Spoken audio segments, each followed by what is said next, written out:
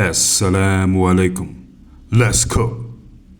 The great things that black people did for themselves in American history. We're going to talk about a black man by the name of John Jackson Benson. John Jackson Benson is a man who built an entire thriving black community, a black town for his people. Let's get into it. Okay. Now this man, he was born in September of the year 1850 on the shores of Callija Creek in Alabama. Okay, that's where he was born. Now this man was born into chattel slavery. His slave owner's name is James Benson. This guy, James Benson, owned a plantation in Alabama near Callija Creek. Now we don't know much about John Jack Benson's parents, but from looking at his picture, these pictures, they may be sometimes altered, but he looks like his mother was, raped by his master. And that's what produced him. I believe his biological father was the slave master. I'm not 100% sure, okay? But that's what it looks like. And at this time, if you were a product of a rape, if your black mother was raped by a white slave master, your child automatically became a slave. You were considered black. Of course, you were biracial, but at this time in America, you were black. The white man, even if he was your biological father, he threw you right back out there with the black people, sold you with other black people. There was no opportunity to be deceptive, which we see a lot today when you're biracial. At those times, you were black. Now, John Benson here was a black man. And what happened is the slave master had passed away. He died. Therefore, this man, John, the black slave, he was sent to Talladega, Alabama to work as a slave for an heir. Okay, so remember, at this time, a slave is property, and they were included in the will of a white man when he passed away. Okay, so he's property. His slave master passed away, so he has to go work for an heir in Talladega, Alabama. So time goes on. John is working as a slave. But in the year of 1861, the U.S. started this thing called the Civil War, and in 1865, John was freed after the Civil War. After he was freed, he was given a mule.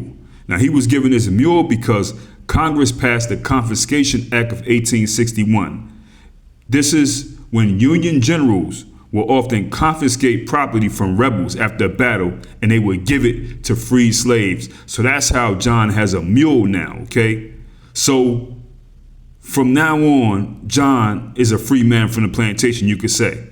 Okay? He's not free from being a black man in America, but he's free from chattel slavery on a plantation.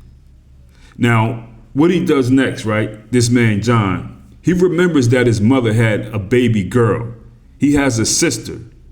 And John knows that his sister was sent to a plantation in Florida. So what he does was his goal was to travel to Florida to go find his sister. The entire state of Florida, he don't know where. So he takes this mule. He travels from Alabama to Florida with the sole purpose of finding his sister and bringing her back. This is a very dangerous trip. Young black man traveling with a mule. He can be killed any day at any time, but he finally makes it to Florida. He searched through various plantations throughout different areas in Florida for the entire summer until he finally found his sister. So now John has his sister. Sorry, I do not know his sister's name, people. I don't know her name. But he heads back to Alabama with his sister to begin a new life. Now he returns to the Benson plantation because this is the only home that he knew. Although he was a chattel slave there growing up on the Callija Creek, this land really still meant a lot to him and his family because this is where he's from. So he wanted this land. He wanted to buy the land, but he needed money to buy the land. So he has to go ahead and get this money up. How's he going to get this money up, he thought. So the best place for a black man to make money at that time was at the Shelby County mines. Now, at this time in the early 1900s, coal was big business in the area. There were thousands of miners working in these mines in cities scattered across Shelby and Bibb County. So John moved to Shelby and worked in the mines for 60 cents per ton. Think about that, people. 60 cents he gets per ton. That's wild. But he worked hard until he finally saved $100. Now, $100 was not a whole lot, but it was enough for him to say, okay, I'm done, I'm out of there. Takes the $100, he leaves, he heads back to his home, Kalijah, okay, or near Kalijah, that area, and he used that money to buy some of the land from his former slave owner's estate. So he did that, he started to work the land. For the next 10 years, John would slowly acquire more land from his former slave owner's estate, and by 1890, he owned 160 acres of land. But he didn't stop there. Remember, the Civil War is over. So many of the white farmers who once had slaves and they had a lot of land, they don't have them anymore. And these white men, they were too lazy and weak to work the land on their own, and they didn't have a system in place to hire their own people to work their land. So what happened next? These white folks started selling the land. So John continued to buy more and more of this land. And by the year of 1898, John had 3,000 acres of land. Wow, that's a lot of land. He had 3,000 acres, this black man, the man who was a slave, okay? And on his land, he built a farmhouse, a brickyard, a sawmill, a cotton gin, and a compression mill. The community that he built up, they produced corn, cotton, sugar, as well as different types of wood. Over 40 families lived on his land. They had their own thriving community. This is Bensontown right here. That's what it is. This is Bensontown. Now, John, he's making money, okay? And his new fortunes allowed him to become a local bank.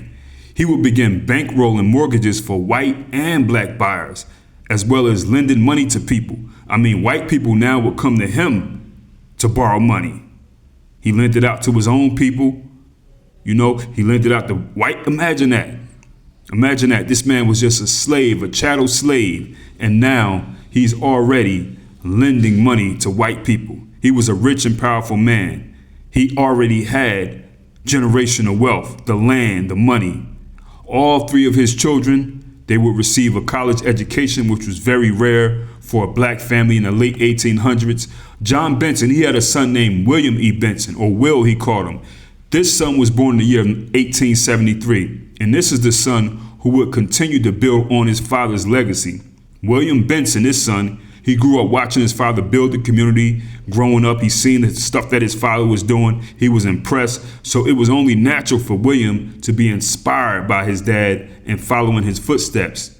Now, when he went to college, he first attended Fisk University in Nashville, Tennessee, and then eventually he went on to Howard University, graduated from Howard University in the year of 1885. After college, William went back to the town, Bensontown, with a whole lot of ideas. He wanted to educate his people. He wanted to enhance the community. He knew that education and training was important, and his goal was to build a school on the family land, the son, okay? So he went to college, and now he came back, and he like, you know, I want to help my people. We want to build this up. He's going to take things that he learned and experienced in college and bring it back to his community. He wanted to raise the standard of living for his community. He wanted to teach them how to read. He wanted to train them on industrial skills as well as building moral character in the children. So William and his father, John, they agreed. The father said, okay, I'm going to give you 10 acres of land. You can build a school. So that's what he did. Now this is a thriving community. Now they're building a school. But people, you got to remember, there are still white folks around. It ain't like these white folks sat back and they can see this and they're just all happy. No, they're watching. They're getting angry. They're hating. Even some of the same white people who are borrowing money. So, of course, naturally, white Americans are going to eventually respond with white American hate. That's what they do. They can't help it. These are knuckle-dragging beasts. So in the year of 1896, one of them set fire to his store, burned many of the possessions of the black store, Bensontown. They had a store. So they know that one of these Mayo monsters went over there, burned the store down, okay? But this didn't stop William at all. If anything, it only motivated William. He created the Kalijah Academic and Industrial Institute in the year of 1898. He's still keeping it moving. This is the son here, okay? The school educated many young black children in the community for almost 40 years. And on his board of trustees, he even had Booker T. Washington on his board of trustees, okay? He's doing big things. Now, this school, Kalijah Academy, had over 300 students, a modern library, a band. They had both a YMCA and a YWCA. The students learned valued skills in agriculture, science. Some learned how to blacksmith. Others learned how to cook. They learned how to sew, basket weaving, all kinds of stuff they were learning. This is more like a college, okay? So Will, the son, he was just like his father, and he never stopped making power moves. The school is thriving, the school is doing well, but William is thinking, man, he had goals of bringing a railroad to his community's doorstep. That's a big deal. He wants to bring a railroad to Bensontown. In the year of 1900, he founded the Dixie Industrial Company, which produced lumber and processed cotton. So the company also built the Dixie Line in 1914, which was the first black-owned railroad. This black-owned company had customers all over the world. All over the world. So Bensontown, this is a thriving community. Big school, farms, crops, railroad company, stores, houses, lumber, bank. Black people doing what they do. This man was just a chattel slave, people. Okay? So this was a thriving community that went on for years and years. Eventually what happened was the son, William Benson, the one who went to Howard, who came back and took over, he passed away in the year of 1915. He passed away before his father from some kind of an illness, okay? But this town, Kalijah, would continue to do what they do. The school would continue to shape the young minds for over a decade after his death. And eventually the father, John Benson, he passed away on November 3rd, 1925. Now, this town called Bensontown didn't last forever, okay? It can't last forever. This is America. So white people. So Alabama Power Company, they started construction on something called the Martin Dam in the year of 1923. Now, this dam was completed in the year of 1926, 1 year after John Benson passed away. Now, the heavy upstream flooding from this dam sunk the town of Bensontown. Bensontown is sunk now. The once thriving town with everything that these black people needed, it's underwater, okay? It's underwater, it's gone. This is what they did. They wanted to build a dam. This new white company came in, sunk the black town. It's just that stupid, y'all. You know what I mean? They wanted a dam for a lake, whatever they wanted to do. They wanted to have a man-made lake and bring a dam in, and that's what happened, people. That's what they do. You know what I mean? No money, no negotiations, nothing. And that's the history of Bensontown. Now, this man, John, and his son, William Benson, this is an example of the great things that black people have always did. You know, when white people didn't try to partner with us, when they were more overt with how they felt, we weren't going for it. We did it on our own. We did it ourselves. And we can see from history, we do better. We actually do better from when white people just are all out Mayo monsters and not smiling in our faces and trying to, you know, partner up and have deals with us and make us think, oh, we got a partnership, when it really ain't like that. You know what I mean? When we go to our own schools and educate our own people, we do better. You know what I mean?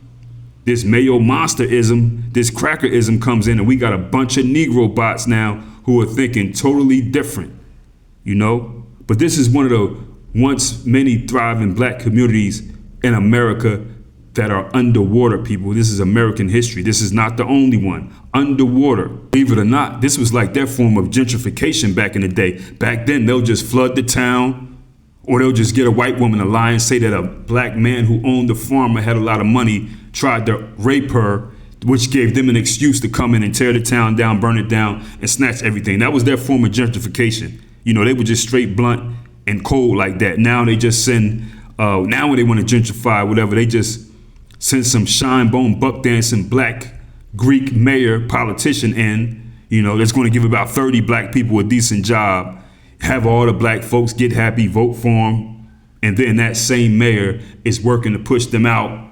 And as they're pushing them out, making things hard for them, you start seeing dog parks and yoga studios popping up. It's happening everywhere, people. I mean, we just don't get it yet. I think there are people who will still continue to vote for these people and bring them in and then get mad afterwards. I mean, by now we should know the blueprint, but some stuff we just don't want to get. Anyway, people, let me know what you know about Bensontown. Did your people live in this town? Are you from this area? Because there are definitely people on YouTube who are actually connected to Bensontown in some kind of way. Get in the comments, let us know. Also, link in the description to the masterpiece. The N-word is no secret in the service. Link to the email list. Go ahead and holler at that, just in case YouTube start YouTubing. Easy.